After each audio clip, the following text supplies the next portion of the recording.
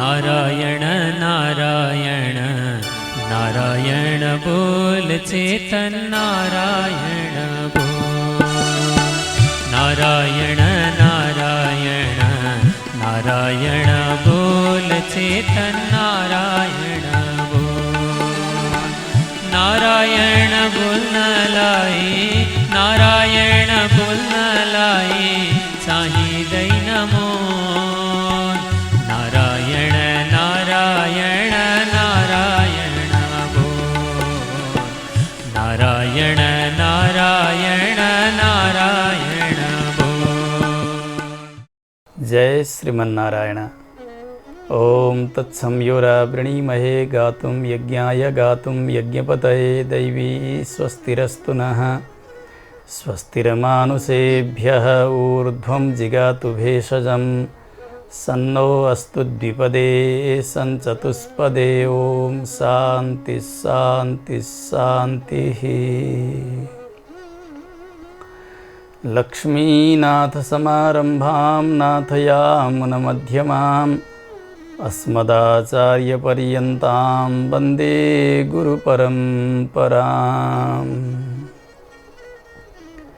मौद्गल्यवंशं सुलभं सुशीलं रामानुजार्यस्य मताश्रयन्तं श्रीमत्सुखाचार्यकृपैकभाजं श्रीदेवकीनन्दनवर्यमीडे।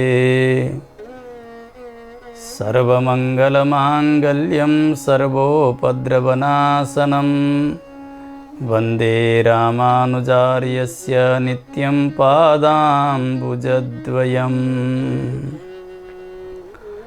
तत्त्वेन यश्चिदचिदीश्वर तत्स्वभाव भोगापवर्गतदुपायगतिरुदारः।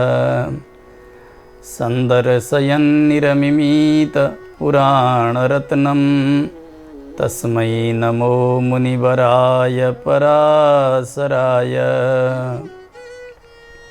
मेघश्यामं पीतकौशेयवासं श्रीवत्साङ्कं कौस्तुभोद्भासिताङ्गं पुण्योपेतं पुण्डरीकायताक्षं विष्णुं वन्दे सर्वलोकैकनाथम्।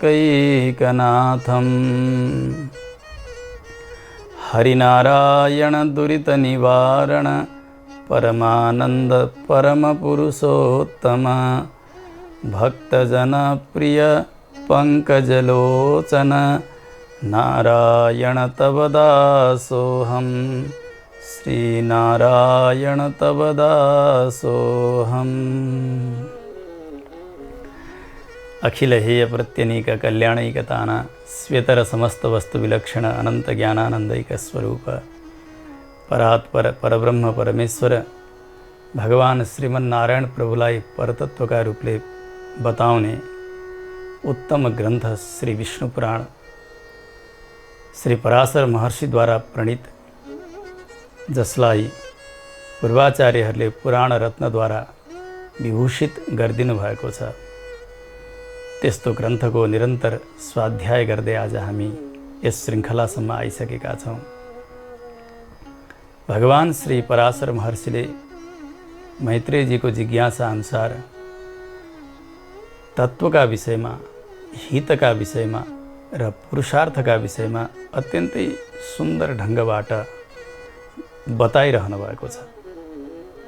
कतिपय आख्यानहरूलाई जोडेर, ऐतिह्यहरूलाई जोडेर अनि त्यहाँ संवाद उपसंवाद इत्यादिका माध्यमद्वारा कतिपय स्थानमा स्तुतिका ब्याजले त्यो तत्त्वको वर्णन गरि नै रहनु भएको छ। हामी गएका श्रृङ्खलामा सुन्दै थियौँ, तृतीय अंश प्रारम्भ भएको छ श्री विष्णु पुराणको, जहाँ मनुहरूको व्यवस्था जसलाई मन्वन्तर वर्णन भनेर बताइन्छ। एक एक मनु अनि मनुहरू कति र मनुका पुत्रहरू कस्ता अनि सप्तर्षिगणहरू कुन कुन मनुका पालामा को रहनुभयो, प्रधान देवता को हुनुभयो, इन्द्र को हुनुभयो, यी व्यवस्थाहरूलाई हामी सम्यकतया सुन्दै आइरहेका छौँ। हामीले सुन्यौँ सम्पूर्ण जगतको व्यवस्था भगवान श्री विष्णुबाट नै बनेको छ। यी जति पनि विभूतिहरू वर्णन गर्दै आइएका छन्, मनु, मनुपुत्र, इन्द्र, प्रधान देवता, सप्तर्षिगण, यी सबैमा भगवानको अवतार नै प्रधान हो। भगवान त्यहाँ कुनै एक स्वरूपले अवतार ग्रहण गरेर त्यस मन्वन्तरको सारा व्यवस्थाहरूलाई मिलाइबक्सन्छ। यी सबै भगवानका विभूति हुन्। इन्द्रश्च योऽयं त्रिदशेषभूतो विष्णोरशेषास्तु विभूतयस्ताः। यी सम्पूर्ण भगवान श्री विष्णुकै विभूति हुन् भनेर हामीले सुन्यौँ। आज मैत्रेय ऋषि प्रश्न गर्नुहुन्छ पराशर महर्षिसँग, हे प्रभो, प्रोक्तान्येतानि भवता सप्तमन्वन्तराणि वै भविष्याण्यपि विप्रर्षे ममाख्यातुं त्वमर्हसि। हजुरले अहिलेसम्म बितेका मनुहरूका विषयमा बताउनु भयो।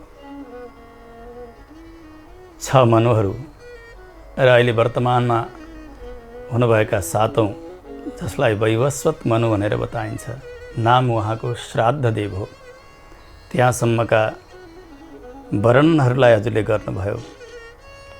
अब मलाई भविष्यमा हुने मन्वन्तरको विषयमा सुन्ने इच्छा छ। कस्ता कस्ता मनुहरू हुनुहुन्छ, सप्तर्षिहरू को बन्नुहुन्छ, त्यसै गरी इन्द्र को हुनुहुन्छ, अनि देवतागणहरू प्रधान कस्ता हुन्छन्, मनुपुत्रहरू को बन्दछन्, अगाडिका सम्पूर्ण मनुहरूका विषयमा आज्ञा होस्। अहिलेसम्म विशेष गरी 6 मनु र वर्तमान गरिकन 7 मनुको चर्चा हामीले श्रवण गऱ्यौँ। पहिला मनु हुनुभयो स्वयम्भू, त्यस पछाडि दोस्रा हुनुभयो स्वारोचिस, त्यस पछाडि उत्तम, अनि तामस, अनि रैवत, अनि 6औं मनु हुनुभयो चाक्षुष नाम गरेका, र अहिले वर्तमानमा 7औं मनु वैवस्वत नाम गरेका। उहाँको वास्तविक नाम श्राद्धदेव हो। हामीले सङ्कल्प गर्दा वैवस्वते मन्वन्तरे अष्टाविंशतितमे कलियुगे कलिप्रथम चरणे भनेर गर्दछौँ। यी सबै हजुरले बताउनु भयो। अब भविष्यका विषयमा बताउनुहोस्। श्री पराशर महर्षि बताउनुहुन्छ, मैत्रेय सुन्नुहोस्। विश्वकर्माकी छोरी संज्ञा नाम गरेकी, उनको विवाह हुन्छ सूर्यसँग। सूर्य र संज्ञाबाट 3 सन्ततिहरू हुन्छन्, मनु, यम र यमी नाम गरेका। यिनीहरू अत्यन्तै बलशाली हुन्छन्। पिता माताका गुणहरू यी सन्ततिमा जस्ताको तस्तै देखिन्छन्। अब समय बित्दै गयो। भगवान सूर्यमा अत्यधिक तेज, त्यो तेज संज्ञाले सहन गर्न सकिरहनु भएको छैन। अति उष्ण तत्त्व सूर्य। अब के गर्ने होला? अब आफू जस्तै एउटी कोही स्त्री तयार गरिदिनु पर्यो अनि उसलाई छोडिदिनु पर्यो पतिदेवका साथमा। म भने तपस्या गर्न जान्छु, यस्तो विचार गर्नुभयो संज्ञाले। र छाया संज्ञा, आफूबाट अर्को एउटा संज्ञा छाया रूपले तयार गरेर नक्कली संज्ञा बनाएर जस्ताको तस्तै स्वरूप छ तिनको पनि, त्यस्तो बनाइदिएर वास्तविक संज्ञा तपस्या गर्नका लागि वनतर्फ जानुहुन्छ। भर्तृ शुश्रूषणेरण्यम स्वयं च तपसे ययौ। ती छाया संज्ञा अब सूर्यदेवको सेवा गरिरहेकी छन्। उता वास्तविक संज्ञा तपस्या गरिरहनु भएको छ। समय बित्दै गयो। अब यता जो छाया संज्ञा छिन्, सूर्यको सेवामा बसेकी छन्, उनका गर्भबाट पनि भगवान सूर्यका 3 सन्ततिहरू हुन्छन्, शनैश्चर, मनु अनि तपति नाम गरेका, जसलाई हामी शनिदेव भन्छौँ, शनैश्चर भन्दछौँ। उहाँ पनि भगवान सूर्यकै पुत्र हुनुहुन्छ, तर छाया संज्ञाबाट जन्मिएका। अब यी बालकहरू बढ्दैछन्, बालिका बढ्दैछिन्। समय बित्दै गयो। अब पहिला जो वास्तविक संज्ञा थिइन्, उनीबाट मनु, यम र यमी जन्मिएका। ती यम पनि अब बढ्दै बढ्दै गएका छन्। एक दिन यी छाया संज्ञा जो नक्कली आमा छिन् उनलाई नचिनेर क्रोधले आविष्ट बनेका त्यस्ता यमराज लात उठाएर ती आमालाई हान्न खोज्दछन्। यमराजको यो चाल देखेर तत्काल ती छाया संज्ञाले श्राप दिन्छन्, तेरो त्यो गोडो झरोस्। जुन गोडा यसरी उठाएका थिए उनले त्यो गोडो झर्ने भयो श्राप अनुसार। यो सुन्ने बित्तिकै सूर्यलाई अत्यन्तै आश्चर्य भयो। हो, आफ्ना सन्तानलाई जन्म दिने आमाले यसरी श्राप गर्न सक्छिन् र? के छ यहाँ रहस्य? यमले पनि विचार गर्नुभयो, हो मेरी आमा म बालक जस्तै दुष्ट भए पनि यस प्रकारको कठोर श्राप दिइरहेकी छन्। के छ रहस्य? अब सूर्य र यमले यसो विचार गर्दछन् ध्यान दृष्टिद्वारा। थाहा भयो यिनी त नक्कली आमा पो रहेछन्। वास्तविक आमा त वनमा गएकी छन् तपस्या गर्नका लागि। सूर्यदेवले विचार गर्नुभयो, अब म मेरी संज्ञा पत्नीलाई भेट्न जान्छु। तपस्या गर्न गएकी छन् उनी एउटी घोडीको रूप बनाएर, स्त्री घोडा त्यस्तो बनाएर तपस्या गरिरहेकी छन् वनमा, कसैले नचिनुन् भनेर। सूर्यदेवले पनि विचार गर्नु पर्यो, म पनि घोडा बनेर जानु पर्यो। बाजिरूपधर सोथ तस्याम देवावथास्विनौ जनयामास रेवन्तं रेतसोन्ते च भास्करः। खोज्दै खोज्दै वनमा जानुभयो सूर्यदेव घोडाको रूप बनाएर। आफ्नी वास्तविक पत्नीलाई चिन्नुभयो, उनले पनि चिनिन्। सहवास भयो। त्यो अश्वरूप धारण गरेका सूर्यका ती संज्ञाका गर्भबाट अश्विनी कुमारको जन्म हुन्छ। अर्का रेतश्राव नाम गरेका हुन्छन्। यसै गरी अर्का एक सन्तति हुन्छन् रेवन्त नाम गरेका। यी सन्ततिहरू पनि बलशाली भए। त्यो तपस्याका समयमा जन्मिएका हुनाले माताजीले गरेको त्यो तपः प्रभाव यिनीहरूमा पनि उत्तिकै आएको छ। समय बित्दै गयो। अब यता वनबाट फर्काएर आफ्नी पत्नी संज्ञालाई भगवान सूर्यले लिएर आउनुभयो आफ्ना स्थानमा। दिनचर्या बढ्दै गइरहेको छ। एक दिन संज्ञा माइतीमा गएर आफ्ना पितालाई भन्दछन्, पिताजी मैले मेरा पतिदेवको त्यो तेज सहन गर्नै सकेकी छैन। के गर्दा त्यो तेज कमी होला? विश्वकर्मा यसै पनि शिल्पी हुनुहुन्थ्यो। अब केही ठोकठाक गरेर भए पनि ज्वाइँलाई ठिक गर्न पर्यो, यिनको तेज कम गर्नु पर्यो भनेर एउटा भ्रमी यन्त्र, यसो घुम्ने चक्र जस्तो भएको, धारै धार भएको एउटा मेसिन जस्तामा सूर्यलाई राख्नुभयो विश्वकर्माले। सूर्य त ज्वाइँ हुनुहुन्छ। अब त्यो यन्त्र घुमिरहेको छ। भ्रममारोप्य सूर्यं तु तस्य तेजो निशातनं कृतवान् अष्टमं भागं सव्यसात यदव्ययम्। त्यो घुम्दै गयो। यन्त्र घुम्दै जाँदाखेरि सूर्यलाई जसरी शान्त बनाउनु पर्ने हो समग्र शान्त बनाउन त सक्नु भएन विश्वकर्माले। त्यो सूर्यमा भएको त्यो तेजको अंशमध्ये एक अंश चोइटियो, 8औं भागको 1 भाग बराबर। त्यो माथिबाट अब सूर्यमण्डलबाट झर्दै झर्दै आइरहेको छ। यत्तस्माद् वैष्णवं तेजस्सातितं विश्वकर्मणा जाज्वल्यमानम् अपतत् तद्भूमौ मुनिसत्तमा। हे मैत्रेय, त्यो अत्यन्तै तेजको डल्लो माथिबाट सबै लोकलाई उज्ज्वलित गर्दै गर्दै भुइँमा गिर्यो थियो।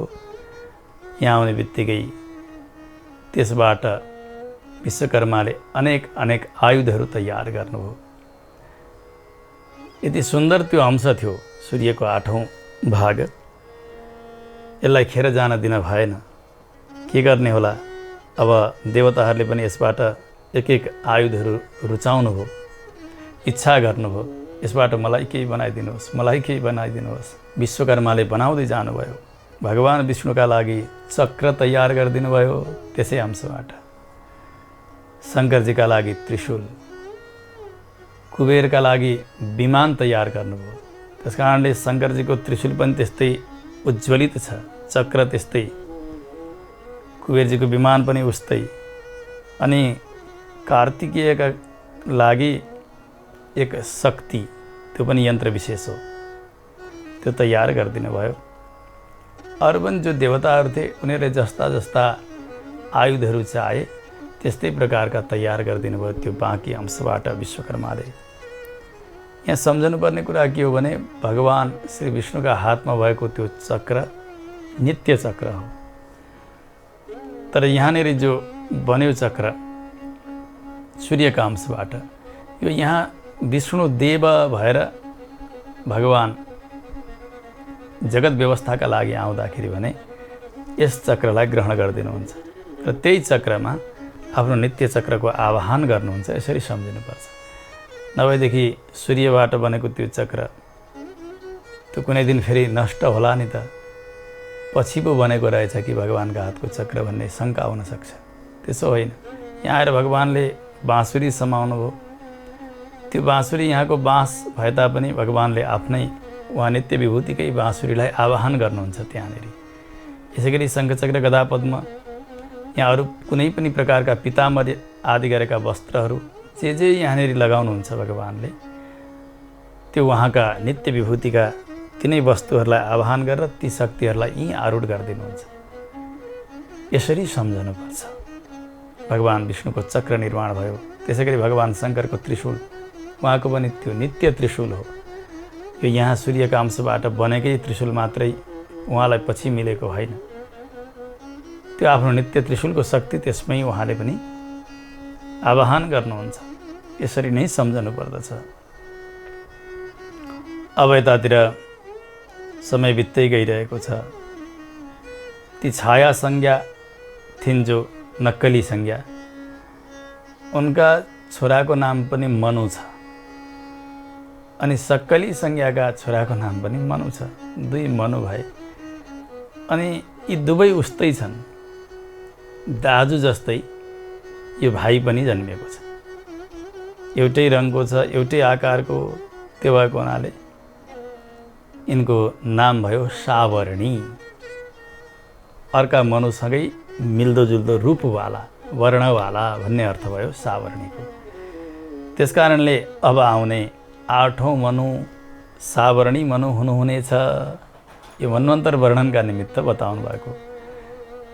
भविष्यमा हुने मनु कस्ता कस्ता हुन्छन् भन्दा सावर्णीको आख्यान यहाँसम्म बताउनु भयो पराशर महर्षिले। उहाँ अब 8औं मनु हुनुहुनेछ। उहाँको मन्वन्तर काललाई सावर्णी मन्वन्तर भनेर बताइनेछ। अत्यन्तै बलशाली, उहाँ पनि तेजस्वी। त्यस मन्वन्तरमा देवताहरू हुनुहुनेछ, सुतप, अविताभ, मुख्य आदि गरेका त्यस्ता गणहरू, जुन एक एक गणमा 20-20 समूहहरू मिलेका छन्। देवताको सङ्ख्या धेरै छ त्यसभित्र। सप्तर्षिहरू हुनुहुनेछ, दीप्तिमान, गालव, राम, कृप, द्रौणी। त्यसै गरी मत्पुत्रश्च मेरा पुत्र भनेका व्यास, पराशरका पुत्र व्यास हुनुहुन्छ। अनि ऋष्यशृङ्ग, यहाँहरू सप्तर्षि हुनुहुनेछ 8औं मनुका पालामा। सावर्णी मन्वन्तरमा विरोचनका पुत्र बलि नै इन्द्र बन्ने छन्। यद्यपि दैत्यकुलमा जन्मिएका हुन् तर पनि यति प्रभावशाली हुन्छन्, उनी इन्द्र आसनमा रहन्छन्। यस्तै प्रकारले मनुका पुत्रहरू हुन्छन् त्यस समयमा, जो अत्यन्तै बलशाली छन्, ज्ञाननिधि पनि छन्, पराक्रमी पनि छन्। विरजा नाम गरेका, उर्वरीवान, निर्मोक आदि गरेका हो। यिनीहरूले नै पिताजीका आज्ञाले यस मन्वन्तरमा पृथ्वीको राजशासन गर्दछन्। यस प्रकारले यो मन्वन्तर चल्दछ। श्री पराशर महर्षि बताउनुहुन्छ मैत्रेय, यसै क्रमले 9औं मनु हुनुहुनेछ दक्ष सावर्णी नाम गरेका। उहाँ पनि अत्यन्तै बलशाली। त्यस समयमा देवता गणहरू हुनेछन्। पार, मरीचि गर्भ, सुधर्मा आदि गरेका एक एक गणभित्र 12 समूहहरू छन् देवताका त्यहाँ। त्यस समयमा सवन, द्युतिमान, भव्य, वसु, मेधातिथि, ज्योतिष्मान यहाँहरू सप्तर्षि भन्नुहुनेछ। यस्तै प्रकारले मनुका पुत्रहरू धृतकेतु, दीप्तिकेतु, पञ्चहस्त, निरामय, पृथुश्रवा आदि गरेका हुनेछन्। पिताजीका आज्ञाले यिनीहरूले पृथ्वीको पालन गर्छन्। पिता बराबर पराक्रमी हुन्छन् यिनीहरू पनि। त्यस्तै प्रकारले 10औं मनु हुनुहुनेछ ब्रह्म सावरणी नाम गरेका। उस बेला सुधामा विशुद्ध यी 2 देवगणहरू रहनेछन्। एक एक गणमा 100 देवताहरू हुन्छन्। तमाम देवताहरू इन्द्रका आज्ञाले त्यस मन्वन्तरको व्यवस्थालाई हेर्दछन्। शान्ति नाम गरेका इन्द्र भन्नुहुनेछ त्यस समयमा, अत्यन्तै बलशाली। सप्तर्षिहरू हुनुहुन्छ हविष्मान, सुकृत, सत्य, तपोमूर्ति, नाभाग, अप्रतिमौजा, सत्यकेतु नाम गरेका। त्यसै गरी उस मन्वन्तरमा मनुका पुत्रहरू हुनुहुनेछ सुक्षेत्र, उत्तमौजा अनि भूरिसेन नाम गरेका। यी इत्यादि 10 हुन्छन्। 10 जना नै पृथ्वीका शासक हुन्छन्। पिताजीका आज्ञाले त्यो मन्वन्तर व्यवस्थालाई हेर्दछन्। श्री पराशर महर्षि बताउनुहुन्छ मैत्रेय, यसै क्रममा 11औं मनु हुनुहुनेछ धर्म सावरणी नाम गरेका, अत्यन्तै पराक्रमी मनु उहाँ। त्यस समयमा एक एक गणमा 30 देव समूह भएका विहङ्गम, कामगम, निर्वाण रति नाम गरेका मुख्य देवगणहरू हुन्छन्। सप्तर्षिहरू निश्वर, अग्नितेजा, वपुष्मान, घृणी, आरुणी, हविष्मान र अनघ नाम गरेका हुन्छन्। हामीले सुनेका छौँ प्रत्येक मन्वन्तरमा सप्तर्षिहरू पनि बदलिनु हुन्छ। त्यस कारणले नाम पनि अलग अलग छन्। काम भने एउटै हो। सप्तर्षिहरूले प्रत्येक मन्वन्तरमा एकै प्रकारको काम गर्नुहुन्छ। धर्म सावरणी मनुका पुत्रहरू सर्वत्रग, सुधर्मा, देवानिक आदि गरेका। उनीहरू सबै राज्यका अधिकारी भए, पिताजीका आज्ञाले राज्य पालन गर्ने। यसै गरी 12औं मनु हुनुहुनेछ रुद्र सावरणी नाम गरेका। उहाँ रुद्रका पुत्र हुनुहुन्छ। त्यस समयमा ऋतुधामा नाम गरेका इन्द्र हुनुहुनेछ। हरित, रोहित, सुमना, सुकर्मा, सुराप नाम गरेका 5 देवगणहरू हुन्छन्। एक एक देवगणभित्र 10 समूहहरू पर्दछन्। यो पनि धेरै ठुलो देव समूह भएको मन्वन्तर भयो। सप्तर्षिहरू हुनुहुन्छ त्यस समयमा तपस्वी, सुतपा, तपोमूर्ति, तपोरति, तपोधृति, तपोद्युति, तपोधन नाम गरेका। यसै गरी देववान, उपदेव, देवश्रेष्ठ आदि गरेका महान पराक्रमशाली पुत्रहरू हुनुहुनेछ रुद्र सावरणी मनुका। उहाँहरूले पिताजीका आज्ञाले त्यस मन्वन्तरमा पृथ्वीको शासन गर्नुहुनेछ। पराशर महर्षि बताउनुहुन्छ मैत्रेय, 13औं मनु हुनुहुनेछ रुचि नाम गरेका। त्रयोदशो रुचिर्नामा भविष्यति मुने मनुः। सुत्रमा, सुकर्मा, सुधर्मा आदि गरेका देवताहरू हुनेछन्। त्यस समयमा एक एक देवगणमा 33 देवताहरूको समूह बन्दछ। धेरै देव समूह भएको यो मन्वन्तर। दिवसपति नाम गरेका महान पराक्रमी इन्द्र बन्नुहुनेछ उस समयमा। निर्मोह, तत्त्वदर्शी, निष्प्रकम्प, निरुत्सुक, धृतिमान, अव्यय, सुतपा यी त्यस समयका सप्तर्षिहरू हुनुहुनेछ। यसै गरी चित्रसेन, विचित्र आदि गरेका मनुका पुत्रहरू हुनुहुनेछ। उहाँहरू सबै पृथ्वीका पालक, धर्मका पालक, पिताजीका आज्ञा पालक, अति पराक्रमी बलशाली हुनुहुनेछ। यसै गरी अन्तिम मनु 14वां मनु भौम नाम गरेका हुनुहुनेछ। भौमश्चतुर्दशश्चात्र मैत्रेय भविता मनुः। सुचिरिन्द्र सुरगणास्तत्र 5 शृणुस्वतान्। त्यस समयमा सूची नाम गरेका इन्द्र हुनुहुनेछ। 5 देवगणहरू चाक्षुष, पवित्र, कनिष्ठ, भ्राजिक, वाचा, वृद्ध नाम गरेका। त्यसमा पनि धेरै धेरै सङ्ख्याका देवताहरू छन्। सप्तर्षिहरू हुनुहुनेछ। अग्निबाहु, सूची, शुक्र, मागध, अग्निद्र, युक्त अनि जित नाम गरेका। मनुपुत्रहरू पनि अत्यन्तै बलशाली हुनुहुनेछ। भौम नाम गरेका 14औं मनुका पालामा उहाँहरू उरु र गम्भीर बुद्धि आदि गरेका।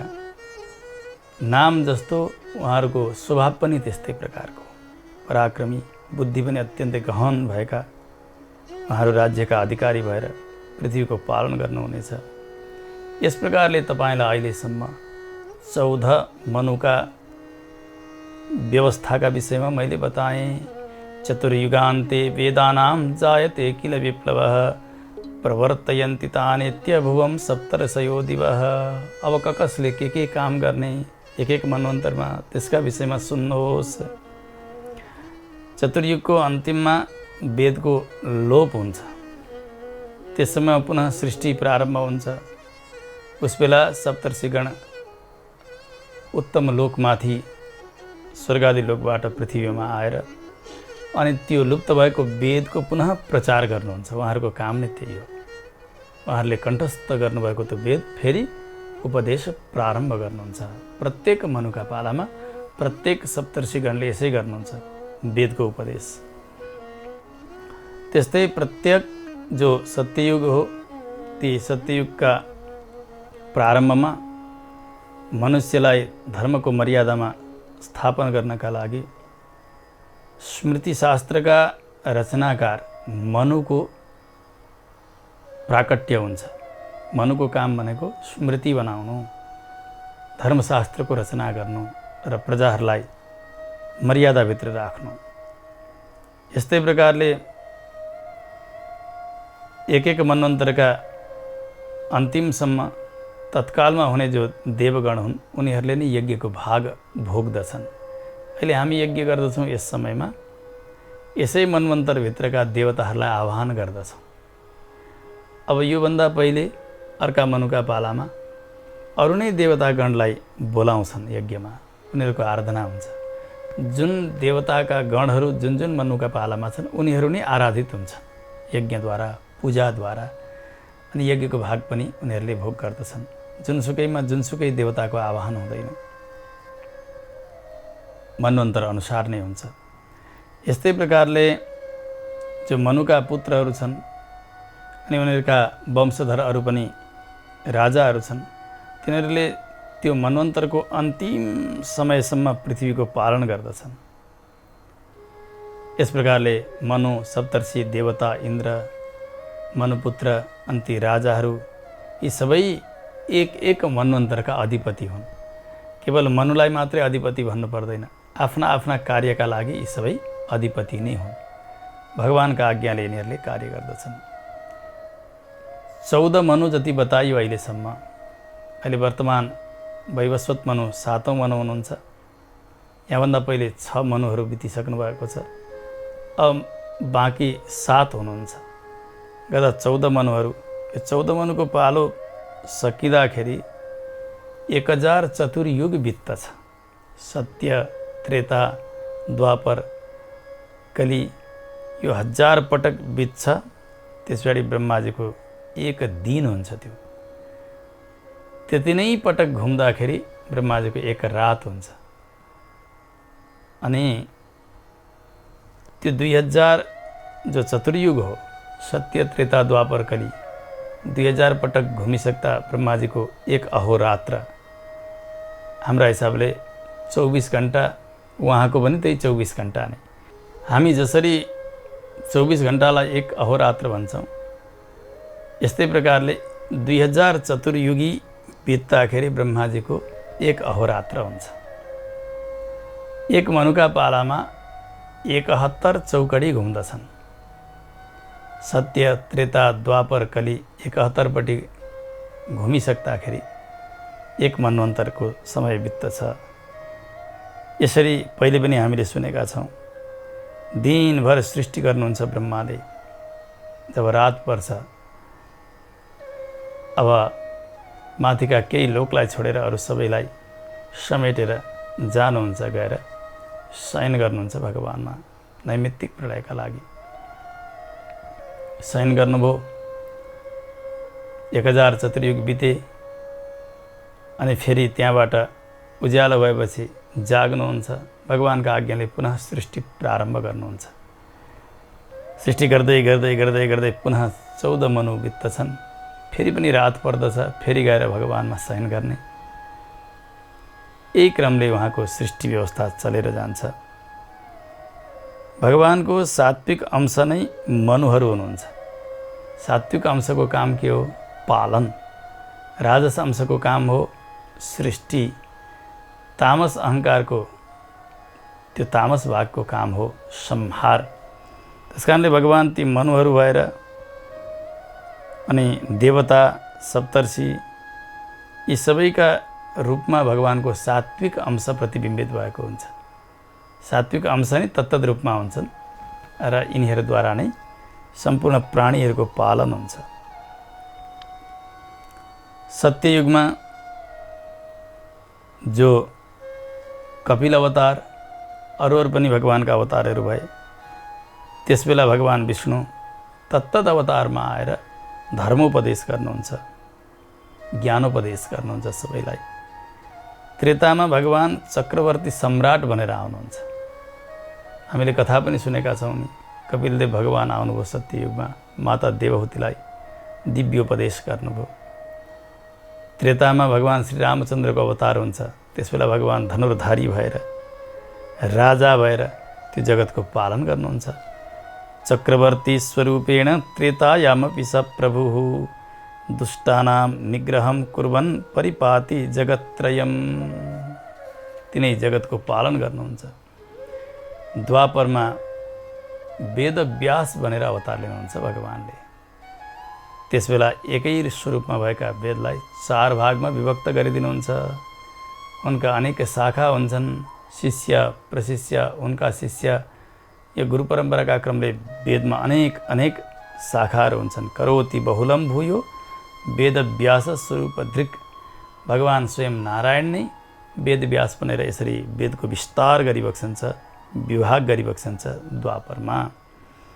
कलियुगमा भने जब चरम अवस्थामा पुगेको हुन्छ कलि, उस बेला भगवान नारायण कल्की रूपले अवतार ग्रहण गरिबक्सनेछ। वेदांस्तु द्वापरे व्यस्य कलेरन्ते पुनर्हरिः कल्की स्वरूपी दुर्वृत्तान् मार्गे स्थापयति प्रभुः। जति पनि आफ्ना मर्यादालाई छोडेर भ्रष्ट बनेका हुन्छन् त्यस्ता दुष्टहरूलाई कतिलाई भगवानले आफ्ना पिताम्बरद्वारा नै समेटेर सोरेर मारिदिनुहुन्छ। कतिसँग युद्ध हुन्छ अनि कतिलाई उपदेश गर्नुहुन्छ। सबै प्रकारले भगवान त्यो जगतको व्यवस्थालाई फेरि ठिकठाक राख्नुहुन्छ, सबैलाई धर्मका मर्यादाभित्र ल्याउनुहुन्छ, स्वधर्ममा आउँछन् सबै। यस्ता प्रकारले जगतलाई पालन गर्ने काम, सृष्टि गर्ने काम, संहार गर्ने काम सबै भगवान नारायणले नै गर्नुहुन्छ। भगवानदेखि अतिरिक्त यो जगतमा केही छैन। भगवान नै जगतका मूल कारण, जगतका रूपले पनि भगवान नै हुनुहुन्छ।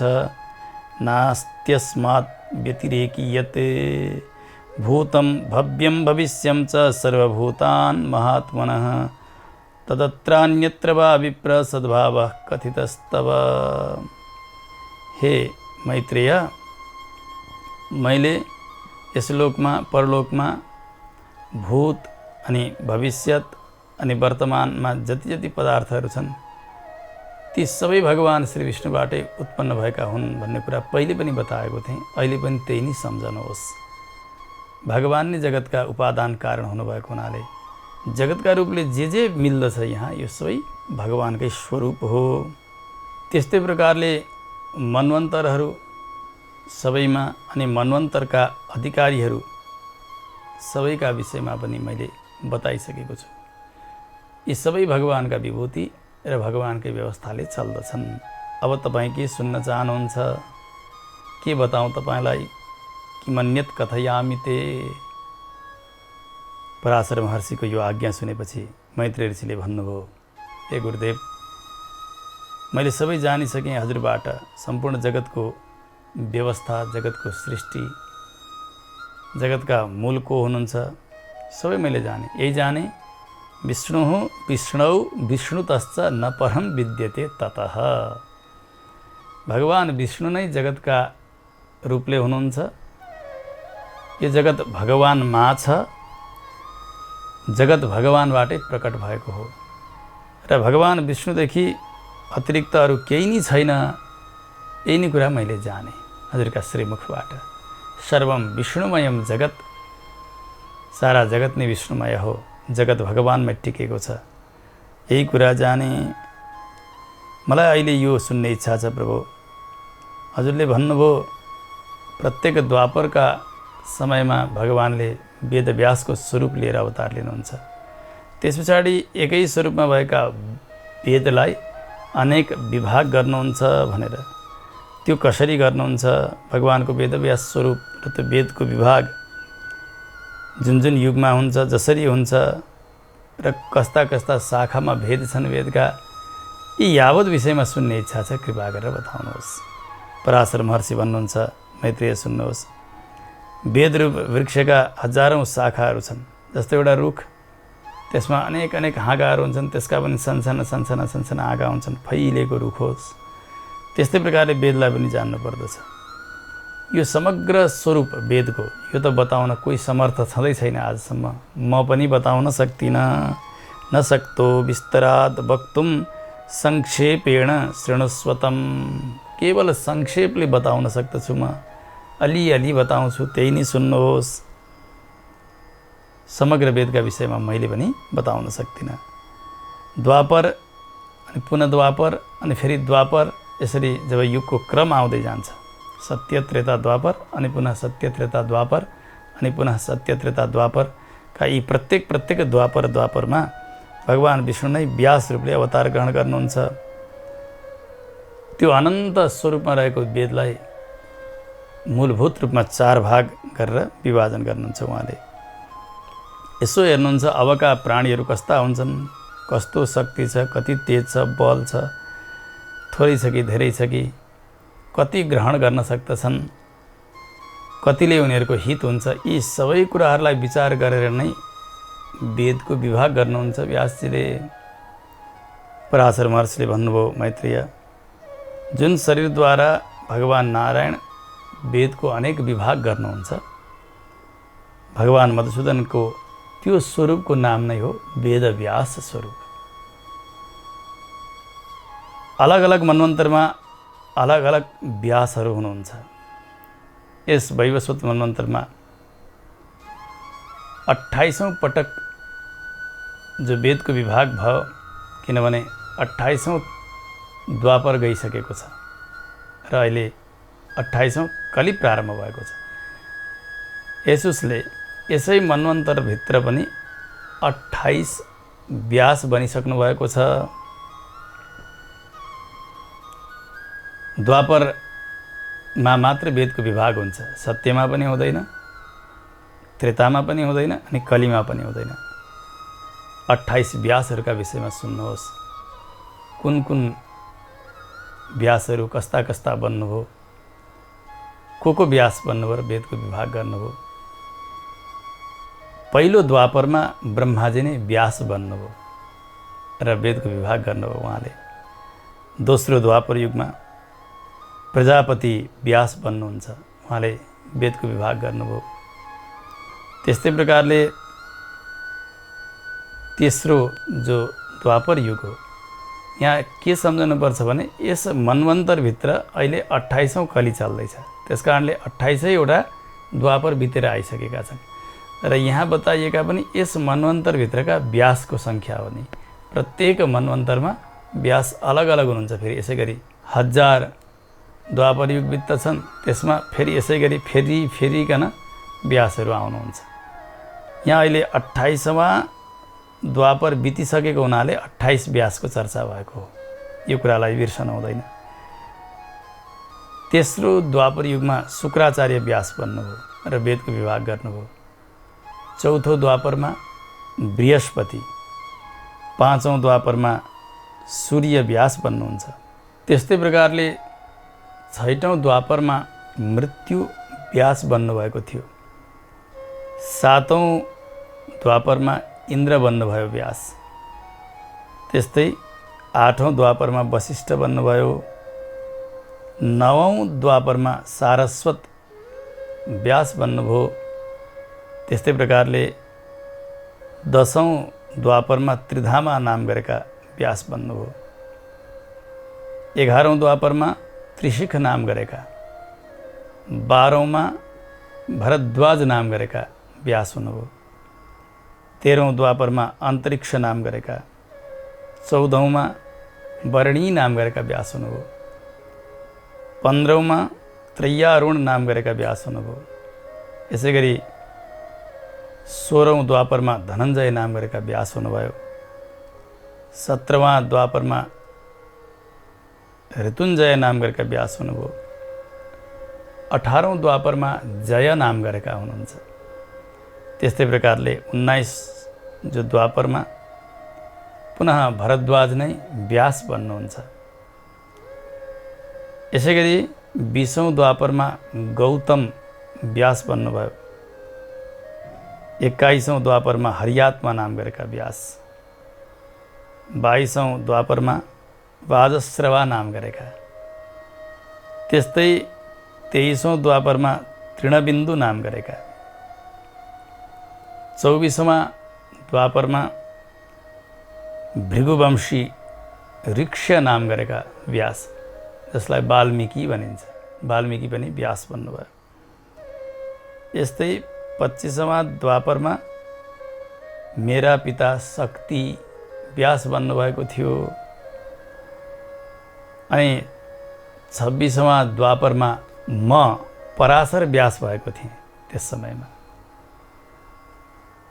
27औं द्वापरमा जातुकर्ण नाम गरेका व्यास हुनुभयो। र अहिले वर्तमान 28औं द्वापरमा कृष्ण द्वैपायन नाम गरेका व्यास हुनुहुन्छ। यस प्रकारले 28औं सङ्ख्यासम्मका व्यासजीको वर्णन गर्नुभयो र भन्नुभयो एको वेदश्चतुर्धातु तैः कृतो द्वापरादिषु भविष्येत् द्वापरे चापि द्रोणिर्व्यासो भविष्यति। मैत्रेय 28 व्यासको सङ्ख्या मैले बताएँ। अब हुने 29वां व्यास साक्षात् द्रोणाचार्यका पुत्र अश्वत्थामा, जो चिरञ्जीवी भएर रहनु भएको छ, उहाँ व्यास बन्नुहुनेछ। व्यास भएर उहाँले वेदको विभाग गर्नुहुनेछ। अनि यो वेदलाई सबैका लागि सहज बनाइदिनुहुनेछ। यहाँहरू सबै व्यासका विषयमा तपाईँलाई बताएँ। उहाँहरू सबै भगवान नारायणकै अवतार विशेष हुनुहुन्छ। अहिले वर्तमानमा कृष्ण द्वैपायन जति बेला सुखदेव स्वामीजीको स्तुति गर्नुभयो, सुतजीले श्रीमद् भागवतमा द्वैपायनो विरहकातर आजुहाव द्वैपायन भनेर त्यहाँ बताउनु भएको छ। द्वैपायन अहिले वर्तमान व्यासजीको नाम हो। द्वैपायनमा पनि कृष्ण द्वैपायन उहाँको नाम।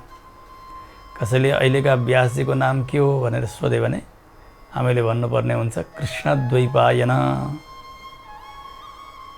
28औं व्यास। र अब हुने 29वां व्यास भनेका अश्वत्थामा, द्रोणाचार्यका पुत्र। कार्य उहाँहरूको वेदको विभाग, यसै गरी शास्त्र रचना इत्यादि। यहाँसम्मका पावन प्रसङ्गहरू आज बताइए। समय भइसकेको हुनाले अब अगाडिका प्रसङ्ग सुन्नका लागि भने हामीले अघिल्लो श्रृङ्खलासम्म प्रतीक्षा गर्नुपर्नेछ। कथा यहीँ विश्राम गरौँ। जय श्रीमन्नारायण। भक्ति करे सधैँ भरि यो जिन्दगी खिल्छ। त्यसैले त शास्त्र भन्छन् नारायण बोल चेतन नारायण बोल। त्यसैले त शास्त्र भन्छन् नारायण बोल चेतन नारायण बोल। नारायण बोल्नलाई, नारायण बोल्नलाई चाहिँदैन मोल। नारायण नारायण